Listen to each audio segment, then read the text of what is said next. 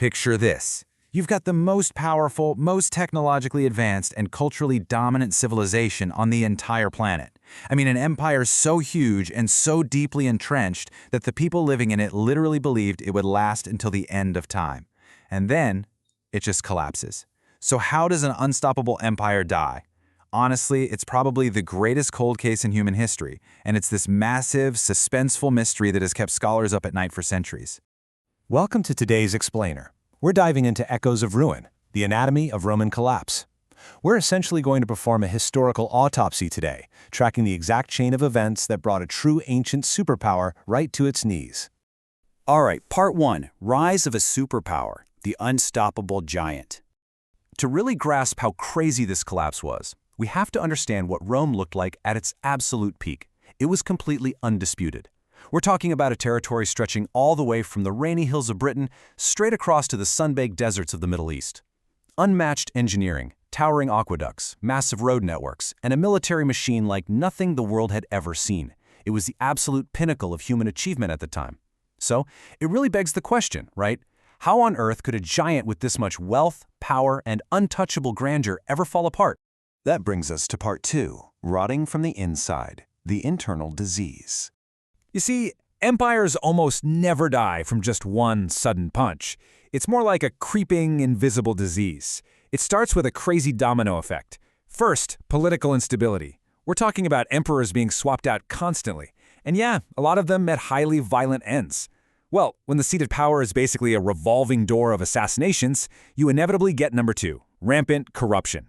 Leaders are suddenly way more focused on getting rich and just staying alive than actually governing.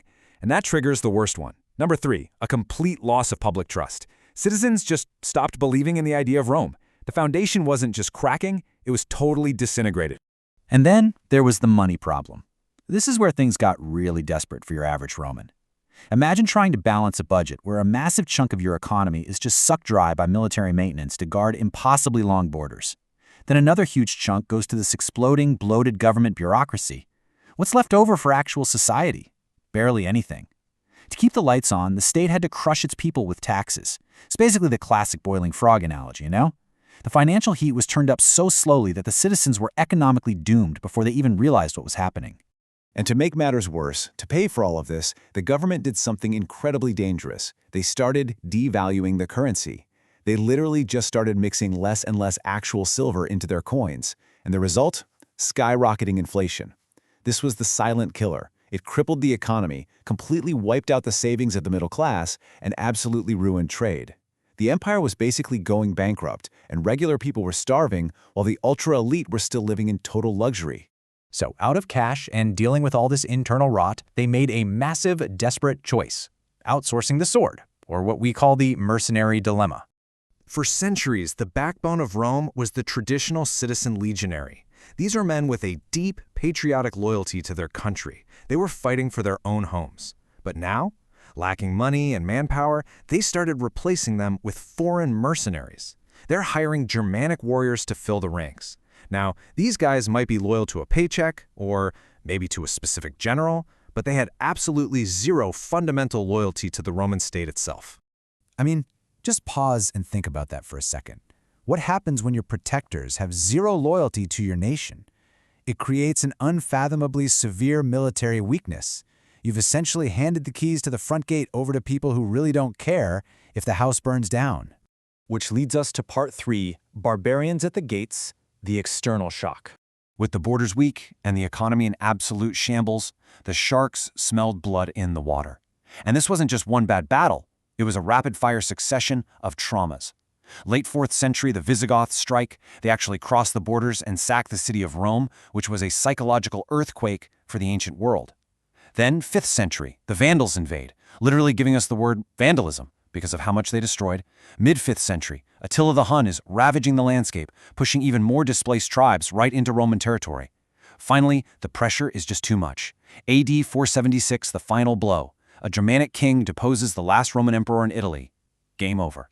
But wait, there is a fascinating twist here, a tale of two halves, the Great Divide. See, to manage its insane size, the empire had actually split into 2 administrative zones way before this all went down. When we say Rome fell, we're actually only talking about the Western Roman Empire. The West is what collapsed into the Dark Ages in 476. But the Eastern Roman Empire, what we now call the Byzantine Empire, ruling from Constantinople, it survived. It was richer, had better geography, a stronger government, and it lasted for nearly another 1,000 years after the West fell. It just goes to show how much geography and good governance actually matter. Now, if you ask a bunch of historians what the single biggest cause of the fall was, you're going to get a fierce debate. Some will swear it was the internal rot, the corruption and the inflation. Others will say, no way, the external shock of mass migrations and barbarian invasions was just too huge for anyone to survive. As an explainer, we're not here to crown a winner in that debate. The undeniable truth is that the combination of the two, the internal disease plus the external trauma, was 100% lethal. So, echoes of ruin. What are the lessons for modern societies? Why do we even care about dusty ruins today? Well, because history is a mirror, right? Let's distill this down to the core takeaways. First, beware unchecked political corruption and the loss of public trust. If people don't believe in the system, the whole thing crumbles. Second, monitor inflation and crushing taxation. If you wipe out your middle class and destroy the economy, your nation rots from the inside out. And third, never outsource your primary defense. You have to rely on citizens who actually have a genuine stake in whether the nation survives. The exact same diseases that killed Rome? Yeah, they are still very real threats to modern societies right now. We kick things off by asking how an unstoppable empire dies. And the really terrifying answer is slowly, and then all at once. Even the most seemingly invincible empires are incredibly fragile. They take constant work, civic duty, and vigilant leadership to stay alive. So I'll leave you with this final thought to chew on as you look at the superpowers of our modern world. What happens when we forget how the great giants of the past fell? Thanks so much for joining me on this explainer, and as always, keep asking the big questions.